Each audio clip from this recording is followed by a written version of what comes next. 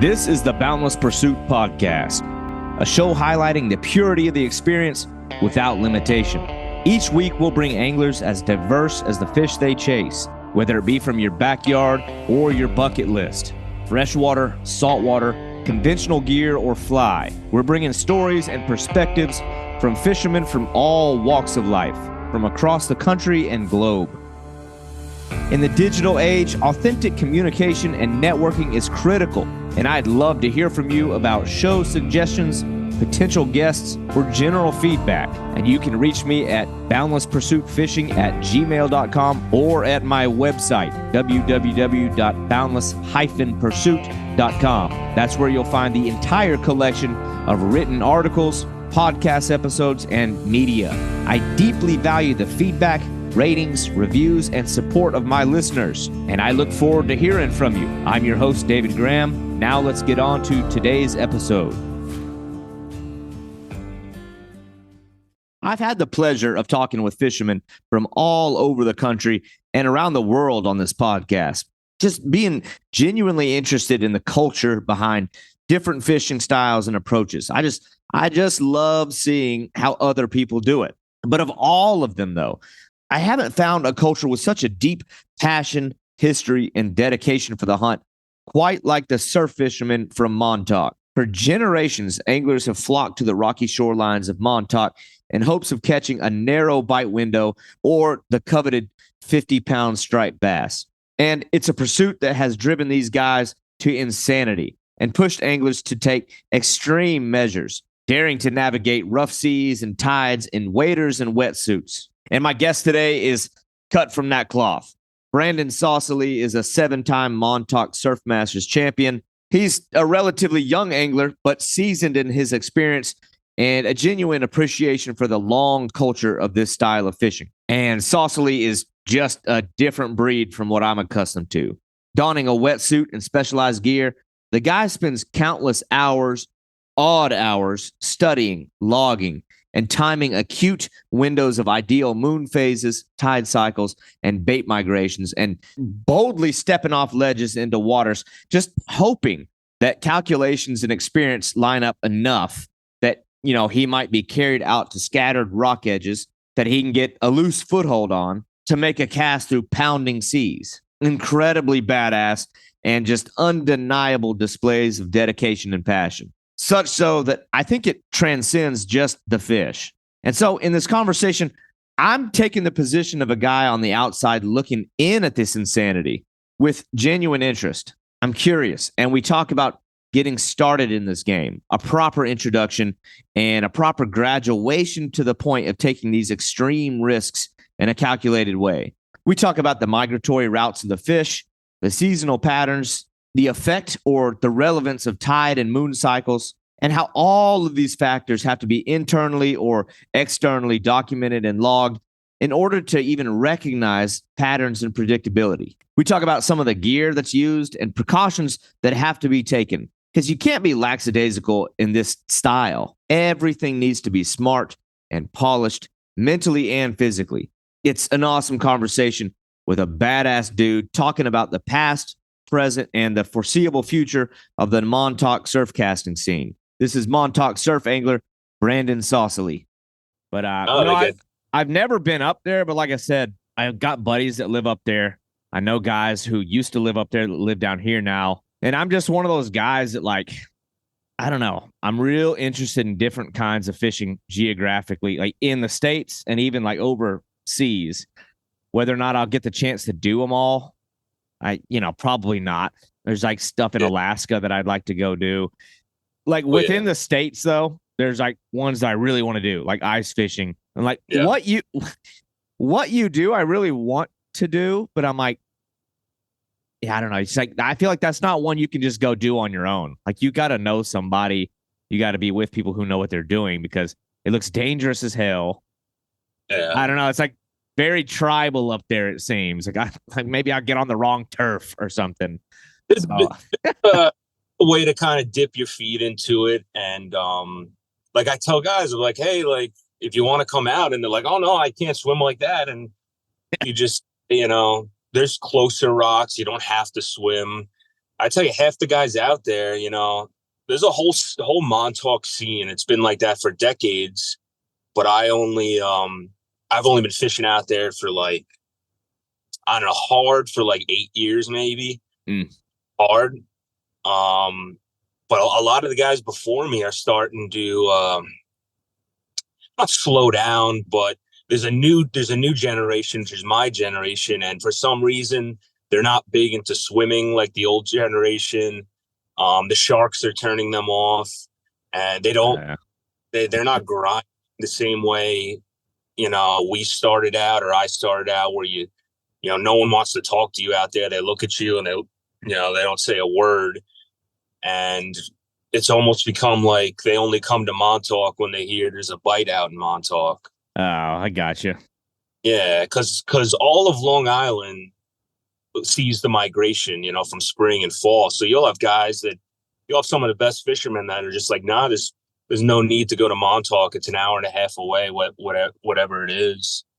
But I just like it. If you ask any guys that fish Montauk, you know, hard. I know this guy Bill Wetzel. He does charters out there. Yeah, Say the same thing. It's like I've seen his stuff. I've listened to some of it because he kind of makes his rounds and some of the podcast stuff and videos. So I've seen his stuff. But yeah, yeah, he's a lifer. You know, he's been there since fishing there for 40 years. But he says the same thing. It's just different catching them on the rocks. Like even if there's fish up island, we just want to go out there. And he doesn't even wetsuit. He wears waders out there.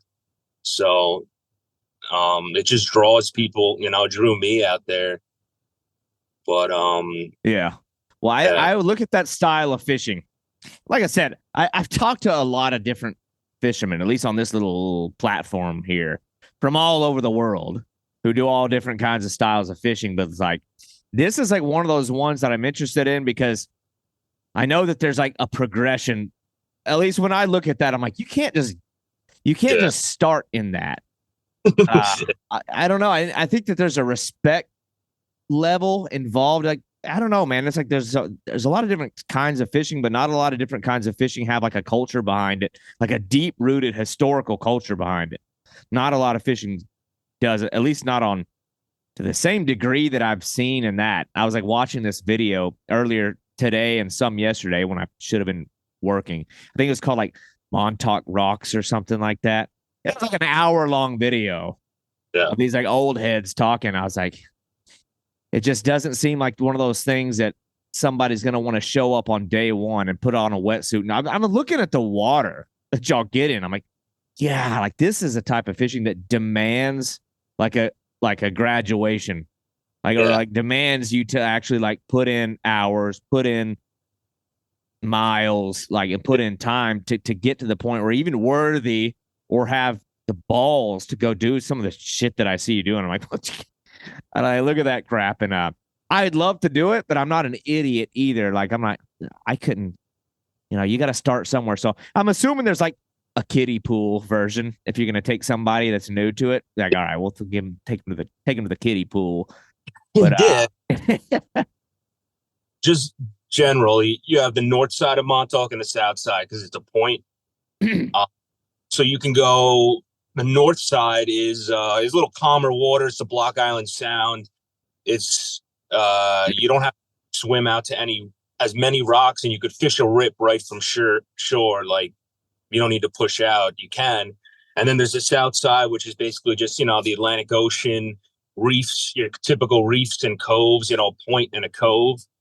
And the south side's where most of the, you know, beatings happen, most of the swimming and intense, then there's a whole other aspect of fishing a storm. I'm sure you've seen us fish nor'easters and stuff. Yeah. That's on the side, and that's, you know, getting your teeth kicked in for hours on end. It really just how bad you want, you know, whatever you're going after, a big fish or a tournament or both. Yeah. I don't know. When as a guy on the outside looking in, I grew up in the South. Like I said, I've never even traveled through that area. But I look in that and I can see like a lot of people aren't going to want any part of that. Like you look at that, it's scary. I have to make myself sound like a wimp, but I look at that, I'm like, I can see why it's a small community. You know what I mean? It's like, I don't know. I look at that and I'm like, it's got to be tough. But I also, then I look at the people who are doing it and some of the photos that you have, and you wonder, like, how do you get started doing that? Like, you're going to need a lot of information resources. You're going to need, I wouldn't think you'd want to learn by trial and error. Let me just figure out what'll happen if I get in this water on this tide and it starts pulling me out, and hopefully there's a rock out there in the middle of the night. Like, maybe there's guys, I'm sure there's like the forefathers of this game that somebody had to be the first one to go out there. But I guess if we're going to start somewhere good, I don't, you always want to start with like the origin stories, but I never like those podcasts where they're like, all right, so how did you start fishing? You got to like go through that. But I do want to know, like, the early days where at some point, I'm assuming you didn't start as a kid in that style of fishing. I don't know if you started as like a pond hopping for bluegills, and that at some point you end up out in these giant breakers. But like, what is I don't know, man, like, where did you get started? Who, if there was a mentor of some sort, whether it be your dad or some local, like, how did you get started in that style of fishing? So basically I'm further up Long Island in like the North Shore. So here's my origin story. I did grow up just like fishing like small bass, stuff like that. But Montauk was, even for me, Montauk's an hour and a half drive. It's this, and it's a whole different allure to it, that when I was younger, you go with my mom. Sometimes she'd take me and my buddy out. We go fishing, and we'd see Paulie's tackle he's now closed, but he had all the oars up for the tournaments. He was weighing big fish, and you just see this shit and you're like, I want to do that. I want to catch a fish like that. That guy's in a wetsuit. So it kind of started my driver's license. And from there, I was just going to the rocks. But I did really start kind of with trial and error. I would just go into Paulie's in the morning, tell him about my night, and, give it a go the next night. But it's got your basic points and your basic coves where you could say, that, is generally where you want to start out, on the edge of a cove or whatever.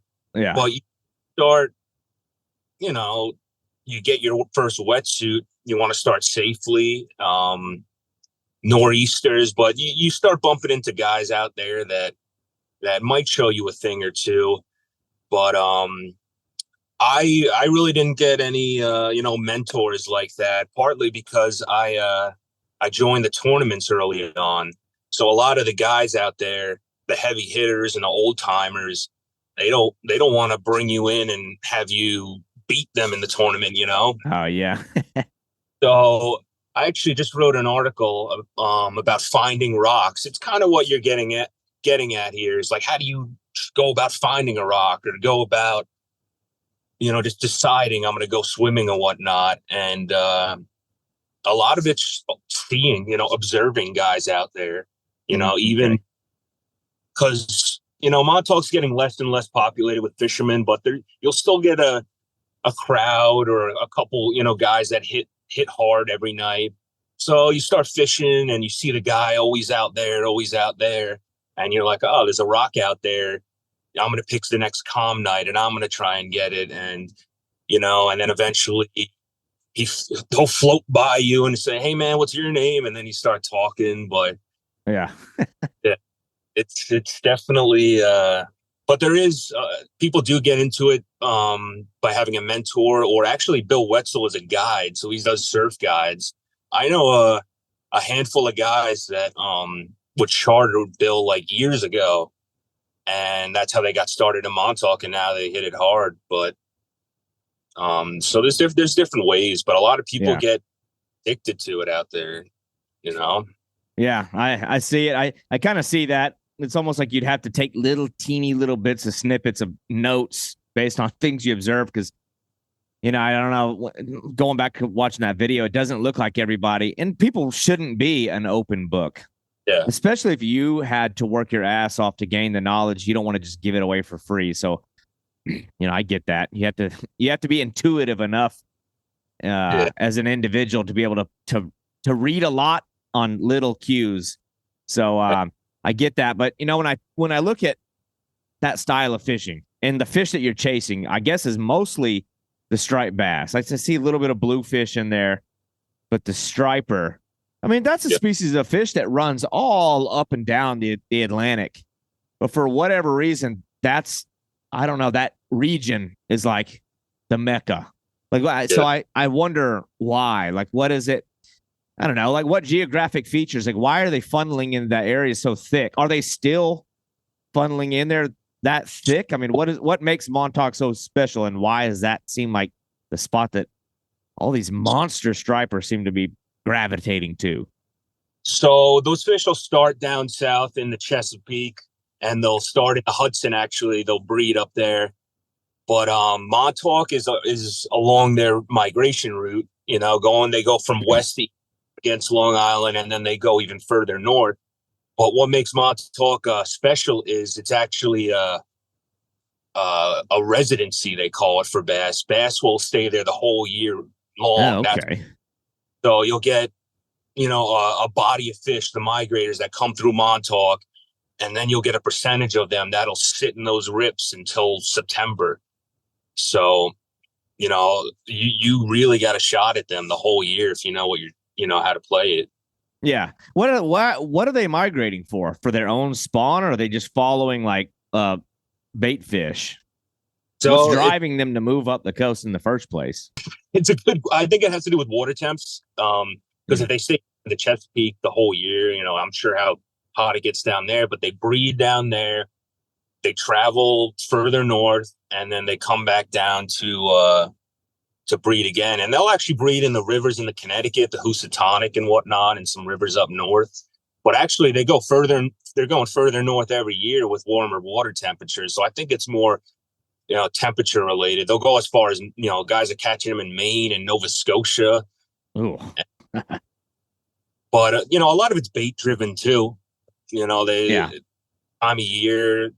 They'll follow the bunker, they'll follow the sand eels, or, but I'd say mostly, the inherent biological clock of them to migrate along with water temps, Right. And it seems like there's like a little bit of a difference because I've been watching these videos even in preparation for this conversation. I was like, trying to watch videos of that style of fishing. It's like, there's two different things going on. Like, I'll see these like blitzes right at their feet, and like the whole water's exploding, but the fish don't look that big. It's like a class of fish, I'm guessing. Are there still giant ones mixed in with that, or is it kind of like fish of certain size classes are moving together? Like, where I see these giant blitzes of 10, 15-pound fish, are those big 50-pound like the coveted monster ones traveling in that same mass group? Are they on their own thing? So you're exactly right. The majority of those blitzes are a different body of fish on a different bait. And you know what it is? It's a lot of small white bait, they call it, like bay anchovies, and smaller bait, they call it the white bait blitzes. Okay. You'll have ember, you got bait like this. And like you said, you're lucky if you get a 15-pounder. But guys know that they're getting into. I mean, sometimes someone might stick a slob out of nowhere, but it's usually, consistently the same size fish. And it's called blitz fishing, and people go there for that. They know they're not going to get the trophy. But those fish are around, at night, like on a different type of bait. If that body's during the day on white bait, maybe at night they're on juvenile weak fish or bunker on the south side or something. Yeah. If you're big fish hunting, it's usually not going to be in those blitzes like that. However, there's been a couple occasions where you get some end of the migration July, where you get some blitzes of trophy fish that people remember forever, but majority going to be your smaller fish. Yeah. See, my problem if I came up there would be, I don't know, it's probably a discipline thing, but like, and we get the similar things here in Florida where like a big school of jack starts going crazy. It's like your game plan was to go out for one type of fish, a bigger fish, but then you got all this guaranteed catch going on beside you. It's like, well, do you want to catch the big fish or do you want to like catch a certain, where you're absolutely going to catch fish? It was like, I'd get too caught up in all the little ones that were everywhere and play the game of numbers. But yeah, I don't know. I looked at those videos and I'm wondering, then if they're moving in classes like that, I guess that makes sense. They're more chasing the size bait fish. So wherever the smaller bait is, where the smaller fish are, wherever the bigger bait is, where the bigger fish are. But are you kind of able to predict, like, are these the same fish that'll be back 10 years from now at a bigger size? Like, is it cyclical to the point that this year we seem to have a giant class of small fish? So we can forecast that. I don't know what their growth rate is, but we can forecast in 5 years, 10 years, we're going to have a great class of giant trophy-sized fish. Yeah, that's exactly the theory. Year classes of fish, they call it. You want to see healthy, like teen-sized fish in 20s, but sometimes when you have all fit 40s and all micro bass, it's not really a healthy population. But they will be more or less the same fish. They've done some tag studies where, the fish goes up, along Long Island, up towards Maine, and then back to the Chesapeake, and then does it again. And guys used to have what they call resident fish. Like I said, they stay in Montauk the whole year, but they get fish that stay at the same reef. They keep coming back to the same reef, like that. They're pretty, they'll have resident fish at certain like structure points.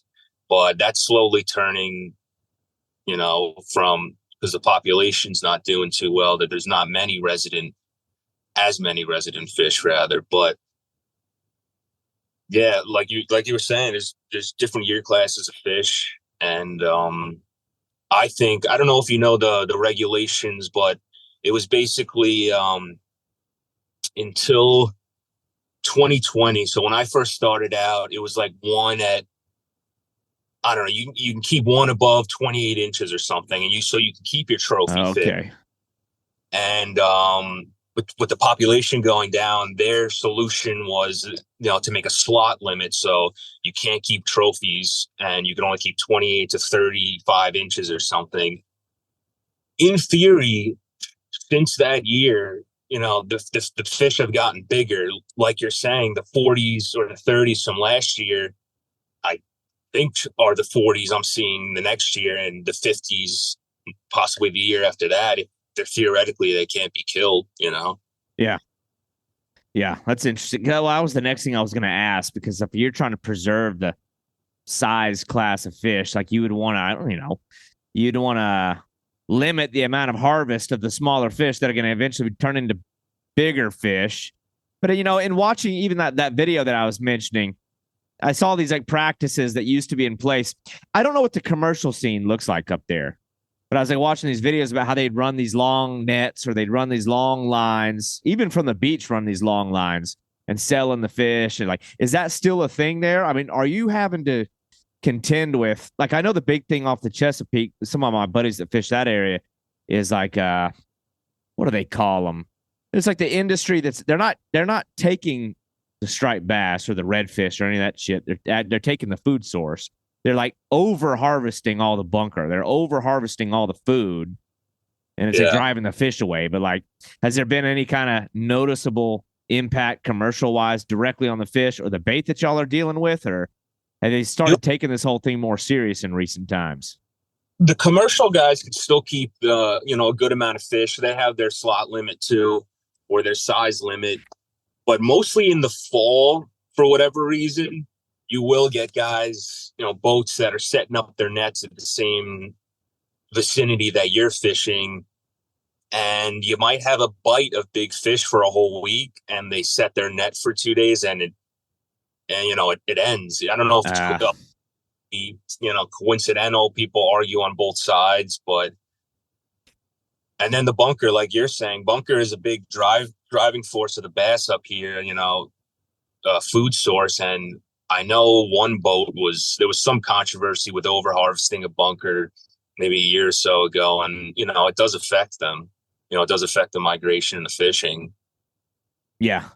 Yeah. That the more I started going down the rabbit hole of looking at the style of fishing that y'all do up there, the more I was like, geez, like that's not one of those things I would think that you can just internalize. Maybe it is with a certain amount of experience, but I started listening to these guys talking about moon phases and wind directions and certain tides and certain this and that and times a year. I'm like, that is a lot of crap to balance and to keep track of.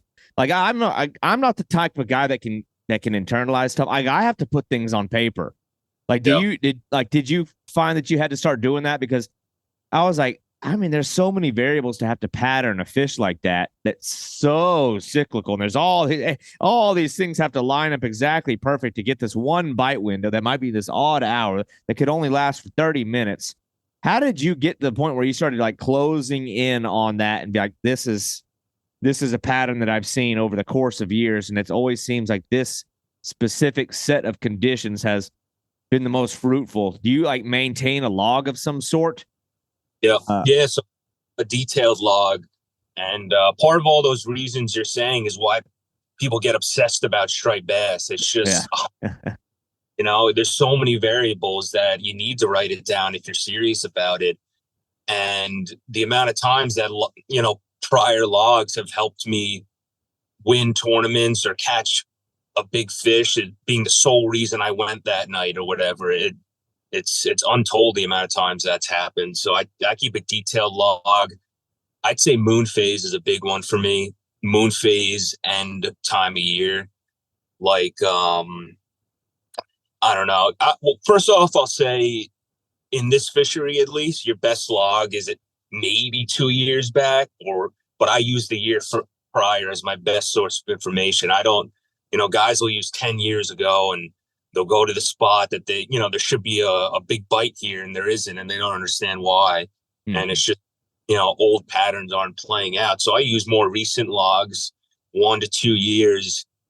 And you look up, if I had fished July of 2020 on the new moon, now July of 2021 or whatever the next year, the new moon falls on the end of July instead of the beginning. So now you have to debate, was the bite because of the new moon or was it the time in July that it was? So there's a lot of variables going on, but you still got to go almost all the time to to root out, what it could be. Yeah.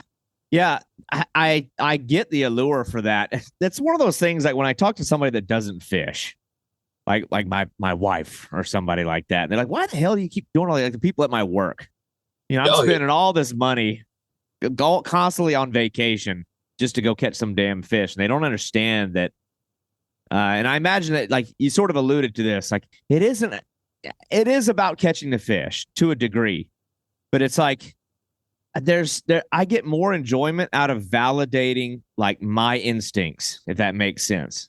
Like exactly. I have this theory and I have this pattern that I think that I've established, and I set a game plan. And I think that if I'm here on this day under these conditions at this time, I'm going to catch the big fish. And when it happens, there's joy in getting a great photo, sure, but like the real like meat in all of it is that you just validated that you solved a puzzle is all you did.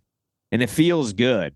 But it doesn't even have to be the biggest fish, but we'll have bites where maybe it's easy to catch a 30-pound fish, or maybe someone else told you about the bite. You go down there, you have a 30, or sometimes you could be hunting that fish. It's been slow for 2 weeks. Your logbook tells you to come down and you catch the same size fish, but you just get to the shore and it just is like you won the World Series. It's just somewhat validating and fulfilling to find your own and to catch the way you want to catch it, and to catch it, like validating your own information, like you're saying. Yeah.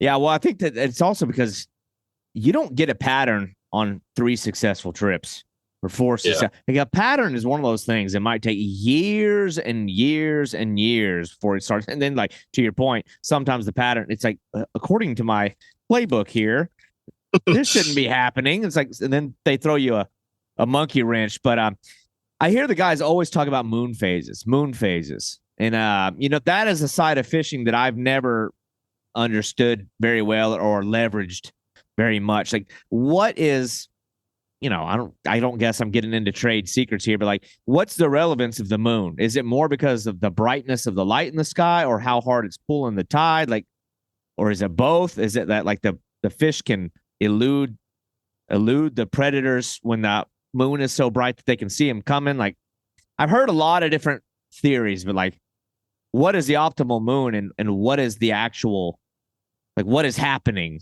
moon phase Yeah. wise? Like, what is the real effect on the fish? So the light is not something we look for, because actually the full moons we don't like as much because it's too bright out. It's just Yeah. whatever. But the moon itself is going to give you higher highs and lower lows and faster currents. So, those are going to be the times that the big fish are coming in close into the surf, maybe. They got faster currents, better advantage against the bait fish, and you have higher high tides. But also, the moons correlate to like a step in the migration. Okay. Like, if you every month has two moons, usually a new and a full. If you took, and you just spread it out from April to November, each moon phase, each full or new moon, the fish should be in this part. They should be coming from the north now, because it's the October new moon. This is when they start going south from Block Island, or this is when they show up from Block Island into Montauk. It's just really like you said, patterns. Besides the advantage they have against the prey, it's almost part of their biological clock too, that we're looking for that July new moon bite. We know where they're going to be. Yeah. Yeah. That's that side of it's interesting. You've mentioned a couple of times, and I have it kind of here in my notes, because it was a side of it that I wanted to ask about, like the competitive side. So there's the competitive side where you're competing against yourself and your own ability to read the water. But then when you start talking about competition fishing, I was reading a little bit about that. I thought, and maybe I saw old news, but at least at the time that I was reading about it, I saw where you had won this Montauk Surfmasters thing 7 times or something. Like, maybe you've won it a couple times since then, but at least 7 times. But like, what is the nature of the competition? Like, how does that work? I mean, that seems like that's a totally different scene for me. Like, I don't know who's judging. What's the criteria for winning? How do you enter? Like, what's that tournament scene look like? So I would say tournament fishing is in the surf casting scene for bass is 50-50. People are either like, I hate that. That's not fishing. That's, going for glory or whatever. And some people love, like, I'm a competitive guy. I played some sports growing up, and I love competition. When I first started hitting Montauk hard, it's an invite only tournament, the Montauk Surfmasters, and it's pretty much local guys. You didn't have to live in Montauk, but pretty much it's a local group of guys that compete against each other for the biggest fish of that spring or that fall. I think competitions have made me, definitely a much better fisherman than if I wasn't. There's so many times where, we're obviously driven to catch the monster fish, but there's so many times you're like, I don't feel like going out tonight. But the reason you do is because there's competition on the line. Someone else is going out, and it just gives you that extra little motivation. There's guys in tournaments that I convinced to join in, and they caught the biggest bass of their life just because they fished more, because they were in it. So I think it's definitely more than just winning. I mean, it brings out some, motivation, grit, and it brings out, sometimes your personal best fish that you otherwise wouldn't have got if you weren't. Yeah, exactly. So that's pretty cool. Do they have like subcategories of, or is there only one way to win? Get the most weight? Or do they have like, oh, you can get the biggest fish, you can get the most fish, you can get total weight? Is there like, hell, maybe there's even age categories? I think there's a women's and a youth, but it's pretty much just, even for them, it's just biggest weight, Okay. I'm surprised they don't have a biggest fish. But so you talk about trophy fish. I guess that's a good one to kind of talk about, because my experience with striped bass has always been like landlocked, or up in little river systems, or the small ones. Very limited experience with striped bass personally. Like I've done some with river fish in the Santee system in South Carolina and shit like that, but not these monsters that live on the beaches. But like, what is considered, every fish kind of has like its trophy class fish, but what's considered like, I don't know, like the top tier fish? Like what is the trophy mark? I don't know if it's in inches or by pounds or what. We do all things by pounds when it refers to bass, usually, just because you get them in the fall and they've got 12 bunker in them, and I don't know, the inches, it varies, but we do pounds, and it would be 40 pounds is the first trophy mark. That's what you call a trophy bass, I would say. A lot of people strive to hit a 40 pounder. Some never hit it. The next one up is 50, which 50 is a monster fish. I just hit that this year, and people, many people go their whole lives without doing that. And that really was my life goal. Yeah. And 60 is something that like you only hear of, like there's only been one or two weighed in the Montauk. I think one in the Montauk tournament ever. 60 is like you're approaching like record territory there.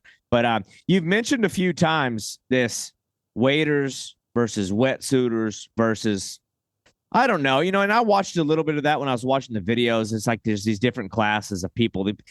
Guys just get to the point where they start pushing these limits to like go further and further to get the fish. I'm like, God, some of these guys are nuts. But I don't know. When I look at guys that are in waders, what I guess their limit is chest deep or hip deep. And then at some point people decided I'm going to put on a wetsuit and go swimming. What is it really giving a distinct advantage over the guys that are on dry land or a little bit in the breakers to go that far out? I mean, is it a like a night and day different thing, like a distinct advantage that you get, or is it more so the thrill of getting to a spot into where you're not having to share the water? Yeah, there's a little bit of both. That's another hotly debated topic. There's so many, some of the best fishermen in Montauk have been in waders, and a lot of guys will tell you, Wetzel uses waders. Oh, you don't need to swim out there. It's unnecessary. My biggest fish are at my feet. I believe that, a lot of the bigger fish I've caught are because I was further out. And, sometimes people admit it that there's a bite that they can't reach because it's further out, but it just opens like so many different, doors and avenues for fishing, because it's not even about swimming. You get there's a lot of rocks in Montauk where it's like, just at your chest, but it's pretty close in. But if you have waders on, you just really can't finagle it, especially if there's a swell or not. Yeah. And being able to pop up in that wetsuit and fish, I think it's a big advantage. And then if you take it far enough and you get to the outer rocks, I mean, you can reach fish that the boat guys are catching, that only the boat guys would catch. This spring there was a big bite I found in June, and it was kind of that scenario. It was at a tip of a point and end of the cast, top waters, and a lot of guys closer in weren't doing as well. And that's an example of. And there's been many times where there's guys behind me catching fish and I'm not. It all varies. Yeah. I believe overall that pushing out has helped me, because if you think about it in theory, out there off a reef, off the shore, it starts 10, 15, 20 feet. You get the mass majority of the fish are going up and down the reefs and whatnot in their schools. And the guys in the waders that are all the way on the shore, they're theoretically only getting the fish that wander out of that pack, let's say, and decide to come onto the reef to feed or whatnot. But if you're out there in the wetsuit, you might be able to reach fish that didn't even plan on coming in on the reef. They're still, in their group or whatever. Yeah. also you get first pick of fish that are coming into the reef to feed on that tide. So I think there's definitely an advantage there. There's a lot of theory around it, a lot of, back and forth, but Yeah. Well, I would think that there's beyond, the literal being able to go out and get to fish that other people can't get. I think it's like there is a big psychological wall you probably have to break through to get to the point to even put that suit on and go out to that rock. And if you make it to the rock, and especially if you get to the rock and find success, there's like I talk about this, even the styles of fishing that I do, like mental conditioning on top of the physical conditioning surely you're having to do to be able to swim out there. Like if you're some fat out of shape person that like you're at risk of dying doing that, you can't do it. You don't get to go do that. But I would think that like just the very like reaching of the rock probably does a lot for like confidence to let you know that like in hard conditions I can push through. So there's obviously benefits that go beyond being able to actually catch the fish. It's like I don't know. I think about things like that. So no, it turns it into like a contact sport. It turns it into you need some stamina, endurance, and that adds to that what you were getting at earlier, that fulfilling feeling. If you're there and you had to drift with the current and time it perfectly, that you're hitting that rock and you're grabbing onto it and you're taking waves for 4 hours, and you catch that 30-pounder, 40-pounder. That's going to feel better than other ways you might catch a fish. What this is like the topic that I knew I'd get caught up on. Like when you're out there drifting towards these rocks, are your feet touching, or are you literally like, are you having to be so tactical with it? Like, I would think you'd have to plan out, like, is the tide carrying you, or are you physically swimming to the rocks? Is it like, all right, I got an outgoing tide that's going to drift me right past these rocks that I know are here. I can't be too far to the left. I can't be too far to the right, or it might sweep me out to sea. Like, how are you game planning that? You know what I mean? Like the majority of those real outside rocks, it's full swimming. There's no contact with the bottom, and it's exactly what you're saying. You got to time it. Luckily, so on the north side of Montauk is known for its rips. It has harder rips, so that planning it out is definitely more crucial. Going up sometimes a whole point over starting just to make your way. By the time you get out 50 yards, 100 yards out, you're in that general area. But the south side is, unless you're on a moon tide, you get less of that big rip. So you could even kind of tread around and look around and stuff, but you get a moon tide on the north side, and you got to know that if you miss it, you got to swim all the way back to shore. Hit it again. Because that's what I was thinking, is like, if you're going with the tide to the rock, like if that thing is, you're riding it just to get there, I would think you pretty much have to commit. I didn't know if it was like to the point, like, well, we're on this thing until the tide shifts because we can't get back. I didn't know if it was quite like that much of a commitment, or, what are you just able to swim down to the next way? You can't go back the way you came from, I would think. Yeah, no, you could always get back to shore usually, unless there's been some stories, but I won't get into that. But the one thing you have to think of is there's a lot of rocks that you could only hold around low tide. So there is that whole, if we don't get off now, it's going to get sketchy, Ooh. So you have to take into consideration the amount of water above the rock itself, Yeah. What are you wearing on your feet to swim? Like, are these big, heavy boots? I'd be worried about that. Yeah. Pulling you down. You know what I mean? All of this stuff. I'm like, yeah. I just think of the physical element of it. Is the suit you're in buoyant or something? Is it allowing you to float? Because I know like some guys have like gear belts on, and if it weighs too much, that is working against you. Yeah, you're not going to get much buoyancy, especially if you have a 2-piece wetsuit, like I do. But a lot of guys that aren't swimming will wear your typical, wading boot with spikes in it if they're Montauk. Okay. But the guys like me, and there's a few other guys that are doing a lot of swimming. I personally do a wetsuit booty, like a little, like a sock surfers wear. Okay. And there's a type of spikes they call corkers that you could tie over your booty like a sandal. Okay. And Yeah. Yeah.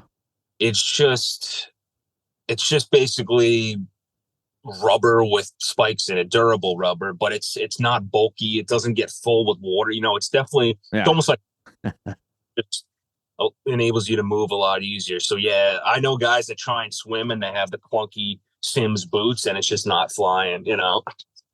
And what stroke are you using? You know what I mean? You got a rod in your hand. Are you butterfly stroking with a rod in your hand? Like you just holding the rod and pulling yourself with like, I don't understand the ability to even swim under those conditions. Or are you just floating?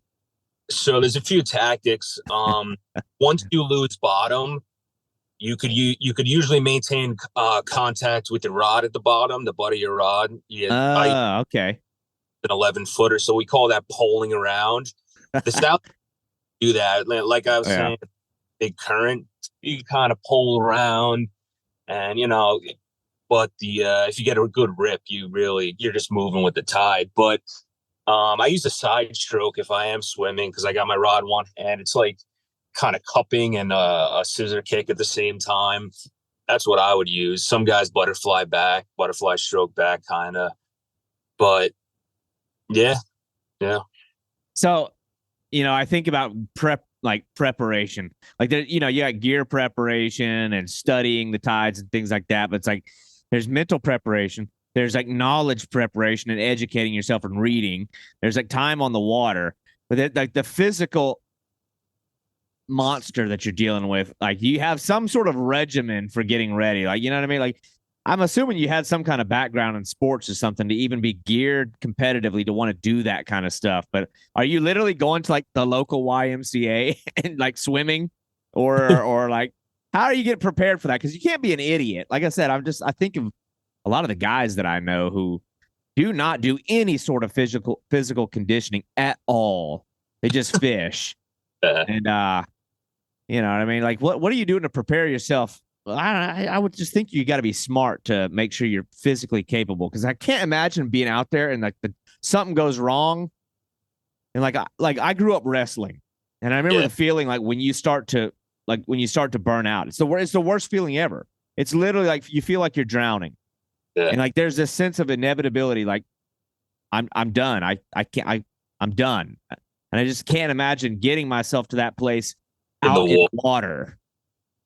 No, it's just staying in shape, going to the gym and stuff like that, and being smart. But you get to the point that if you're getting overweight or you're losing stamina, you either stop going to those outer rocks or decide to get in better shape. But it is, there's some close calls. Getting sucked out. There's time to lose your bearings in the fog. Swimming against current is always a no-go. You're going nowhere and you're panicking. The sharks are a whole new thing, so that's another thing. That's a whole other topic.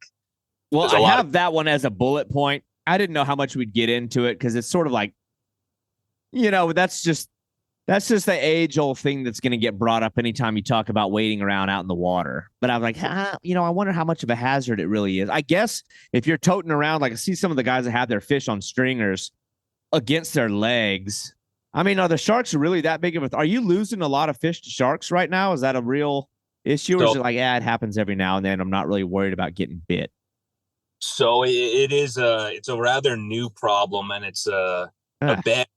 It's actually getting worse every year. Like if you ask the old timers, they used to do a thing called skishing, where they would just actually just fucking float and fish. No bottom, no rock, just float and fish. You can't do that nowadays because the sharks. People don't even do it anymore because of the sharks. It's just, I don't know. protecting endangered species or warmer waters, whatever it is. But there's a lot of sharks out there, and it's a real threat. You can't stringer a fish at all; they always get bit off. Eels, I try not to use an eel bag because it's just carrying a sack of eels on your hip. Oh, yeah. And it's just being smart. I can't really say that because people call me the stupidest guy for still doing this shit, even though I'm capturing videos of these massacres. But it's a summer thing usually. Around July, August is the worst, but you get nights that it's every bass you catch is getting bit in half. What species of sharks are y'all dealing with? It's hard to, a lot of them are sandbar sharks. I know they kind of come up around that area. They're very migratory as well. Matter of fact, we get massive migrations of them down where I'm at. I'm talking about, there's some videos of them in like the Keys and stuff where it's like, I mean, it looks like miles and miles of sharks eating everything. Yeah, I think a lot of it's sandbar. We get some spinner sharks, some sand tigers, but as far as the ones in Montauk, I don't know. I'd like to think we're just dealing with sandbars, but there was last year a question of them being some bull sharks around. Some of the commercial guys were claiming they were getting bull sharks in their nets and ripping up their nets right by the shore.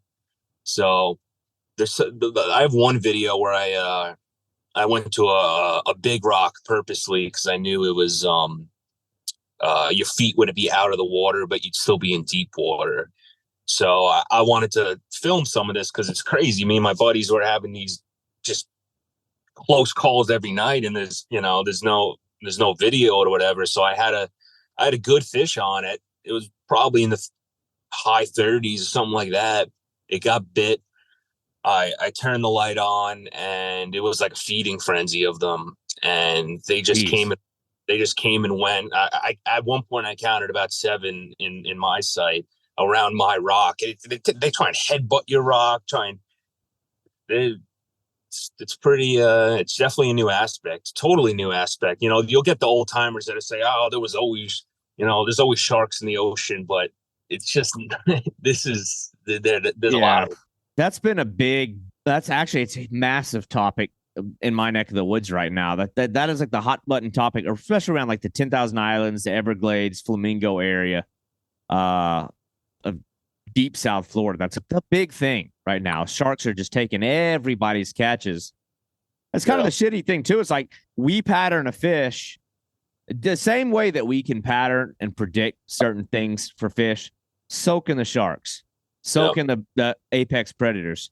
And maybe it's just getting to a point where they're learning, like, oh, dinner time. Here's a fisherman. All I got to do is wait by his feet. They do that by the boats down here. They know what the boat is. The barracudas do it. In some areas on the reefs, the Goliath groupers do it. They'll wait below your boat. I'm going to wait here for your fish because they're, it's nothing you can do but move. But, I've seen at least one of your videos of a shark smoking a fish right at your feet. And it kind of got me wondering.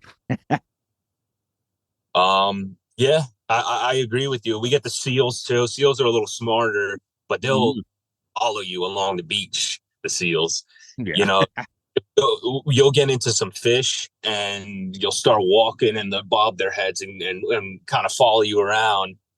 And they know what's up. They know to follow the fishermen, the seals, but they're not as big of a problem as the sharks as far as taking fish. But I agree with you. I think, one fish being caught is enough to spark, bring everyone in from the neighborhood.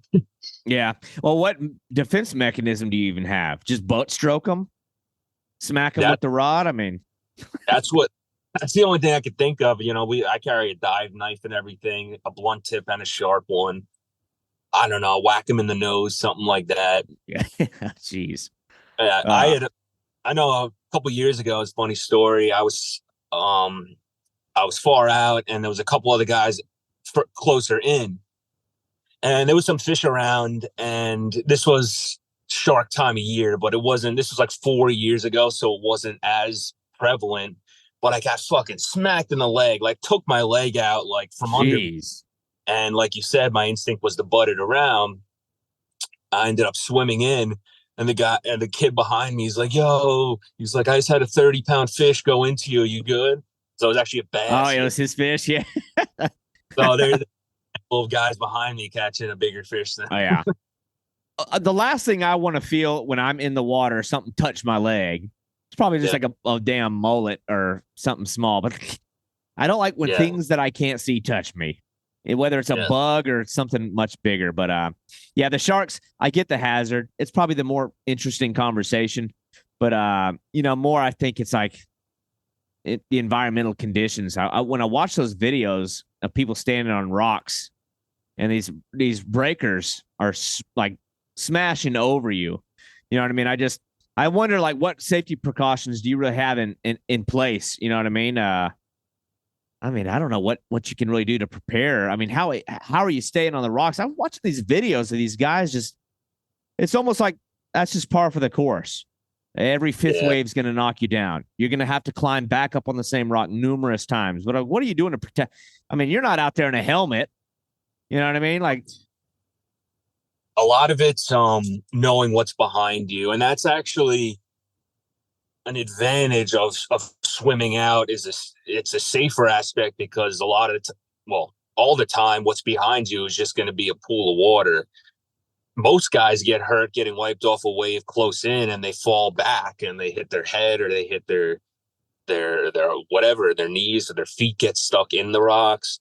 So I would say knowing what's behind you, if you're going to be fishing if you're in conditions that are some nasty waves, you're getting wiped off, you got to be careful of what's behind you, because that's where you're getting thrown into. Like nor'easters are, and these big storms, you can't go out far. Yeah, because you can't. So a lot of the times it's going to be close in. Sometimes I always naturally, if I'm getting sometimes a wave will get you where it's going to it just catches you right, and it's going to throw you, keep taking you the whole way. So I'll go like this. Sometimes you cover the back of your head. Oh. But as far as staying on the rocks, it's definitely a learned, technique. There's no really explaining it. You really got to do it. It's a lot of duck diving. You'll have a 5-foot wave come in front of you, and it's a sight to see. Actually, it's a cool thing, and you could duck dive into it and just get thrown back onto it standing and just never miss a beat, like while you're fishing. Yeah. And that's definitely one of the cooler ones. Or is it, just lowering your shoulders sometimes, like a lineman with some of these rocks. So sometimes it's just one of those nights that every other wave is going to Ric Flair slap you in the face, and it's just, you get so upset. Oh, geez. Well, yeah, I don't even know what to say about that kind of stuff. That's one of those things where I'll listen to. It seems like mostly I'll listen to like the older guys talk about that scene. Some of the videos that I've been watching, and is there like a consensus? It's obviously like it's a changing scene, and you've even alluded to it. That like not many more people are wanting to get into it. So, I don't want like the tone of the conversation to start sounding negative, but like, what is the consensus? Like, does the fishing seem to be getting better or worse? Is the fishing as good as it? Obviously, you haven't been around forever. You can only go based off of anecdotes from old timers, and it's everywhere I ever go. People who used to fish a lot will always say that things are way better back in the old days. But like, what is the idea around that area as far as the future of the fishery, where it used to be compared to where it is now? Does the fishing seem better? Maybe there's just less anglers. What's the status right now of that area? So it's hard because with the dwindling population, it affects the way they stay together and migrate. So now you'll get, instead of like months and months of fish coming by, you'll get, or months, or just big bodies of fish, you'll have concentrated bodies of fish where people, if they get into it, that's the best action they've ever had in their life. But there's only a couple of those bodies, that's what I think is happening the past couple of years, because I've gotten into some really good bites, and I asked some of the old timers that have been, and they're like, wow, that's the best topwater bite I've seen my whole life in Montauk. And I think what you're getting is just all those big fish, in a conglomerate instead of spread out. That's just the way it is. But I think overall, the population, is not doing too good. And I think it should start improving with all these regulations. But yeah. Yeah, it's always interesting when you start trying to forecast what a fishery is going to become like. It's because at the same time, is there like less people doing that kind of fishing? I mean, is there less pressure on the fish at least, or is it still people are all over them? So there's definitely less pressure, I'd say, from, I don't know, it's hard to tell. One thing would be the recreational boat, the for hire boat guys. Like I was saying, that bass will set up residency in the summer. They'll stay in Montauk the whole summer. So you'll get those charter boats that'll go out 3 times a day, every day, the whole entire summer, and guaranteed they kill four slot monster fish every trip, or whatever it is. So that's a lot of pressure on those fish. And I think part of the reason the fishing's been pretty good in Montauk is that those fish just can't get slaughtered. Whatever fish show up in the they usually get picked off by the time we get to them, but they can't be killed, so they're just hanging around.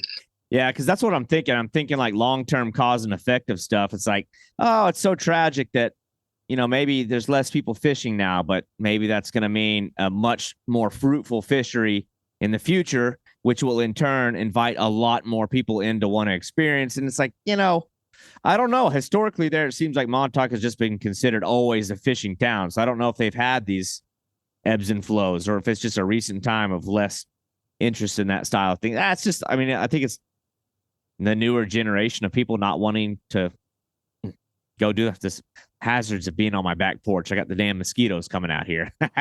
That's why, me and, a lot of the companies and a lot of the guys are trying to hawk up catch and release to make, guys getting into it get as serious as they were into fishing with catch and release, because you talk to some of these guys and it's just depressing. They say, oh, it used to be so great. They'll never, we used to bring in the 50, weigh in it in. There'll never be those days. But I don't know, man. I still have a lot of days ahead of me, like a lot of eras ahead of me that we got to make something. Yeah.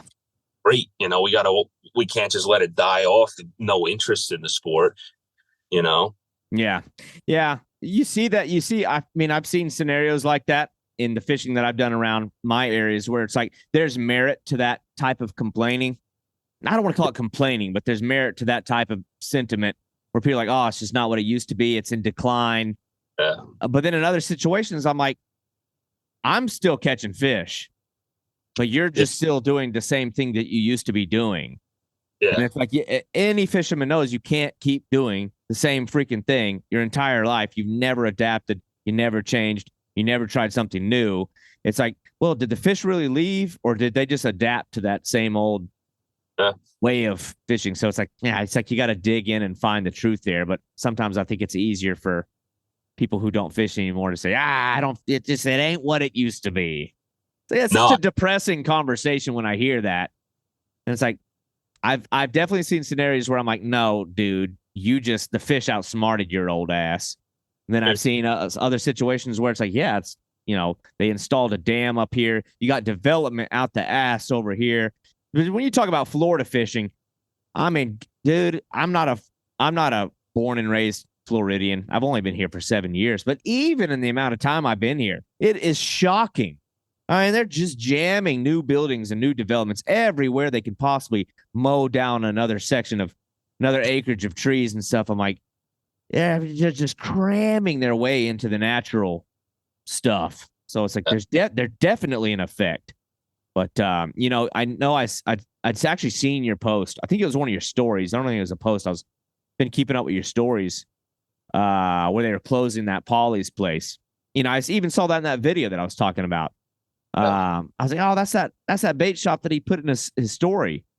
that kind of stuff's sad because it's, is that symbolic of changing times in the area? I'd listen to that video and they're like, oh, we've always kept, Montauk has always kept I guess the ritzy fancy neighborhood is just like just on the other side, or it's like it's knocking at the door. Is it getting to a point where they've crept in? It's, you know what it is? It's not even the rich, it's the tourism. Oh, okay. Like people that are permanent residents of Montauk are, it's a small percentage, that stay the whole winter.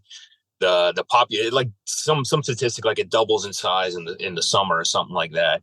So that's what the changing era is there's a lot of tourism. There's a lot of, you go in the summer, the streets is like Times Square. You got people fighting. Oh, yeah.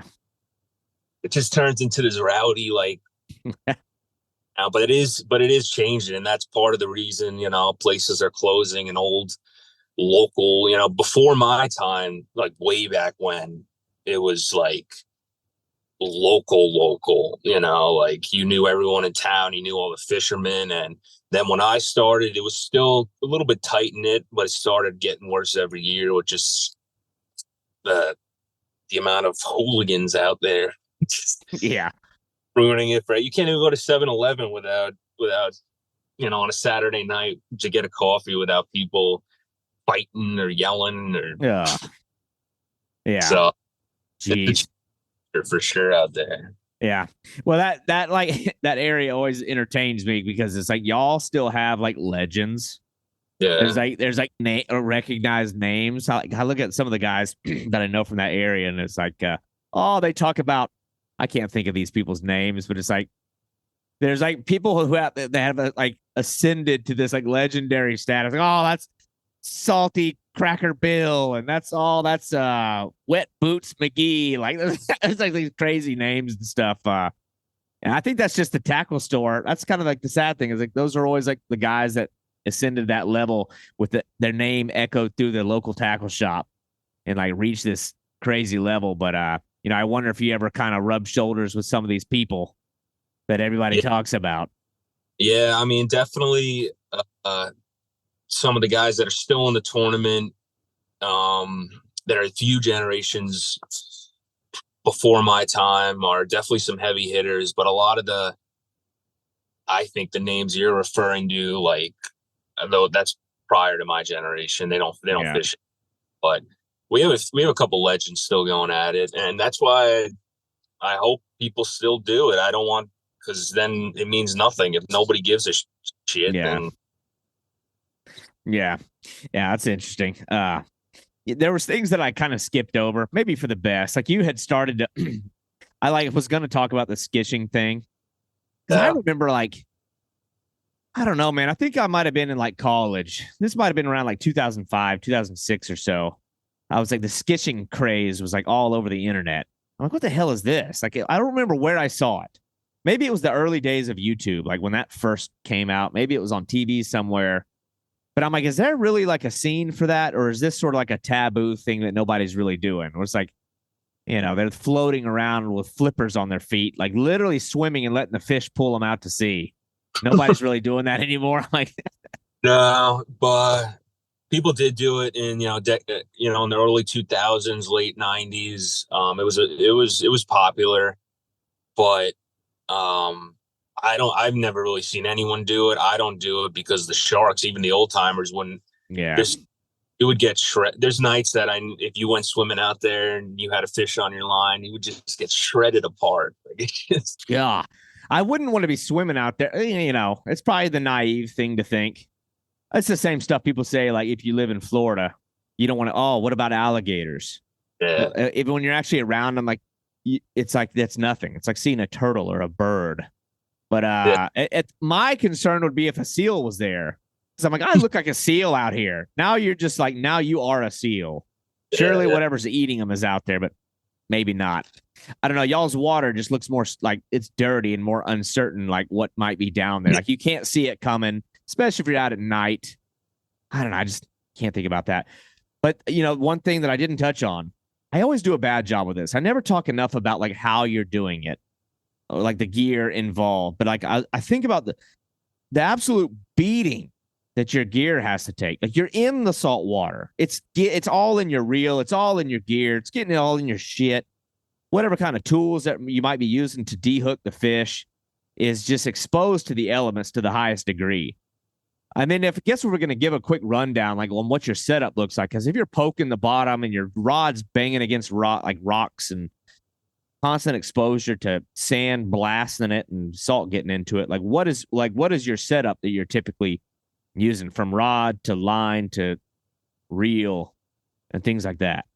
So a lot of it was trial and error over the years, just stuff not lasting and just getting sick of it. But Yeah. my rod, I use a Lama glass rod, 11 foot. But the thing that would make it unique is, I guess, the bottom. I have I don't know what you call it, like gimbals, they call it, like the Yeah. boat cap. There's a cap they put on it, and it's just made for a cap. I use that as a rod butt. Actually, it's like a big thick rubber cap that I use, to help a lot of walking and pushing into the rocks. The reels we use are Van Stalls, which are water sealed reels. They get nothing out there really lasts besides Van Stalls. Line, you got to use overkill in Montauk because of all the rocks. So I use 50-pound braid and 80-pound mono as my leader. Yeah. And, you can get away with a lot lighter technically for the fish you're fishing after, but so those fish are smart. They take you into the rocks. They shred your line. Footwear, that model of corkers I was talking about, that's the only one that I've noticed is year after year is I'm still able to use it because it's just tough rubber. Wetsuit, you go through a lot of wetsuit, mainly the knees, because you're always jumping up and down on the rocks. And I really should wear knee pads instead of, but I get a couple new wetsuits every year. I just go through. Dive lights, we use a diver's headlamp or neck lamp, as you would call it, and you just have a string around your neck or a lanyard around your neck when you wear it there. Waterproof watches. I'm trying to think. Pliers, titanium Van Stahl pliers. Those are pretty good. Those, I've never had to change my pliers with those. But just everything just gets beat up, like you're saying. Even Van Stalls, they're waterproof, but when I bring them to get serviced, they're like, I never seen this. What the fuck do you do to this? I'm like, every night this thing is underwater. Yeah. Are you just like locking down on these fish too? That's the other thing I'm thinking. I don't know how light you're really even able to play the fish, because that's another element. If a 50-pound striper starts pulling on lockdown drag and you're standing on some slippery rock, I've gotten pulled off a couple times, but you gotta fish a tighter drag than you would on the sand beaches. Some guys, they could just, if there's no one around them, you could play with the fish on the sand all day if you want. But yeah, rocks and the current, and now the sharks in the summer, you got to get that thing in pretty fast. But yeah, sometimes you get ripped. You get a big hook set on it, live eel or something. You get ripped off sometimes, and that's hard to get back on. I've had that happen a few times with big fish. You get ripped off, and now you're getting pulled in. What I would do, I just dump my drag all the way down loose, and I just swim back to the rock with minimal tension and just hope the fish is still there. Yeah. Are you fishing, like, with the hours that you're committed to doing this? I feel like I missed so many things I should have established early in the conversation. See, this is why I'm a bad host. I just meander and don't stay on topic. But I'm thinking, like, the hours that you're out there, are you in like odd hours, like 3 a.m? We're out there for 10 hours. Like, what are the sessions looking like? You know what I mean? Like, because then I'm thinking you got to be like pounding energy drinks and coffee just to stay alive out there. Yeah, it's all energy drinks, and it's all nighttime. It's really dependent on tide. And if it's a high tide bite, and high tide's at 9 p.m. when you find the bite, and then it's 10 p.m. the next night, 11, and then before you know it, you're driving out there at 1 a.m. to fish, 2:30, whatever it is. And then sometimes you get this, once it's the summer and you get those really, really short nights. I've done it where you sit on the same rock, you see the sun go down, and then you see it come up again. Oh my gosh. Those are the nights you're like, oh fuck, man. Because that brings up one of the big curious points I had when I look at a wetsuit. And I know my body system. Like if I'm pounding coffees and energy drinks, my bladder and my digestive system start acting up real quick. And if you're out there stranded on some rock and some breakers in a wetsuit, I'm like, how's this guy take a shit? How's this guy got to take a piss? You just hang your ass off the rock, and I mean, like, what are you doing? No one should let her rip. Just let her go. I guess if you really had to, but we piss in the wetsuit all night long every night. Yeah, that's what I figured. Yeah, it's just that they go through them fast too. They smell so fucking bad. You gotta flush it out. But yeah, that's actually an advantage of wearing the wetsuit. And you're out there run in and take all your shit off just to piss, but wetsuit, you fucking go. Yeah. Oh geez, I probably could have guessed that. I might do that in my regular pants from time to time.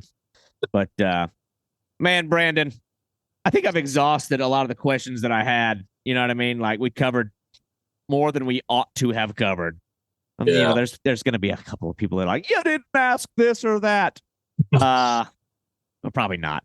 But yeah, dude, that style of fishing, like I said, man, I look at styles of fishing all over the freaking world, but that's one that's like, I wouldn't necessarily want to do that all the time, but it's like, it's a style of fishing I'd love to see before it's all said and done. So maybe when I make it happen, you'll be the guy that I call. But I don't know how to time that. I don't know how to predict that. I don't know when the windows are. It may very well just be a long session of getting wet and catching nothing. But yeah, dude, your photos, granted, we kind of talked about it before we started. You're not one of these Instagram hoes that's trying to post every single thing that you do. And it's not smart. You don't want to post everything and then blow up your areas, blow up your spots, or let the whole world know when the bite's on. But people that want to see this stuff, your photos where I don't even like a lot of your photos that aren't even you holding a fish, where it's just the elements. I'm like, God bless. Yeah, there's a couple cool shots you get in a nor'easter, especially. I've had, you're lucky. I remember one of them on my Instagram. It was a photo shoot for a rod company, and the guy just got this sick shot of just like an 8-foot wave in front of me, just like all these waves. But an experience. It's definitely. Well, regardless, where people would if people wanted to go check that stuff out, or some of the stuff that you've written, I found a couple of the articles that you've written. I even had one quote here. I think we touched on it though. You had like this quote that's about mental and physical obedience to operate in that lifestyle. I was like, what an awesome series of words to say. But we touched on that a little bit. But where can people find you? You know what I mean? Like, what's some good resources to actually check out the truth or like the reality of that lifestyle and that kind of fishing, whether it be the articles that you've written, good magazines people can check out, or like your Instagram if people want to check that out? I would just say Instagram, because I would usually share the articles. They're in the Fisherman magazine usually. I think one's coming out in June, and On the Water magazine. I'm sure if you just Google my name, it might come up with links to the articles and whatnot. But I've done a couple, interesting pieces on just like kind of like we talked about today. Nothing like from an outsider's point of view. What am I doing? Yeah. So there's a few of those articles, and I did an article about competitive surf casting, just like what goes into it. That might have been what that quote was from. But yeah, I'd say Instagram, or I don't really have it. Facebook, I guess. Yeah. Well, I'm going to put the Instagram thing up on here, probably in a link. What is the handle for anybody that's listening, probably driving and playing on their phone? B Sausele 42. B Sausele 42. So, I'll put that in the description. If anybody's watching the YouTube, which most people don't, they don't want to watch two dudes looking at each other talking. Most people just listen. But I can put that up on there. I didn't lose you. Yeah, let me double. All right, it's B Sausele. I thought it was something different. That's good. Yeah. Well, dude, I appreciate your time. This was one I was really looking forward to because the stuff you're doing. Granted, I love talking to everybody I've talked to, but a lot of it's like off the wall stuff or suggestions that somebody gave me. I'm like, okay, well, I wasn't really thinking about that style of fishing, but somebody I'd be willing to talk to. There's an audience for everything, but yours was one that I saw your stuff. I'm like, I want to talk to that guy. Like I am actually interested in what he does. And as tribal as that scene of fishing is, where it's all kind of in-house and everybody knows everybody, there's definitely people like me who are on the outside that don't know anything about it looking in like, damn, maybe it's just the adventurous lifestyle type of people. But I was like, that's something I want to see more of. So, man, I appreciate your time. You're a fun one. And we'll definitely be in touch if I'm ever up in that area. I think in due time that's going to happen. I just got to quit leaving the country and focus on the fishery we have in the U.S., which is really, when you think about it, it's really probably the best in the world, the most diverse country by country. But yeah, man, what you do is awesome. And yeah, Brandon, I appreciate your time, and we'll be in touch off the record. Yeah, for sure. All right, man, take it easy. Later, Dave. Thank you for listening to Boundless Pursuit. Tune in each week as we bring stories and insight from uniquely talented anglers and outdoorsmen. And if you enjoyed this show, I want to hear from you.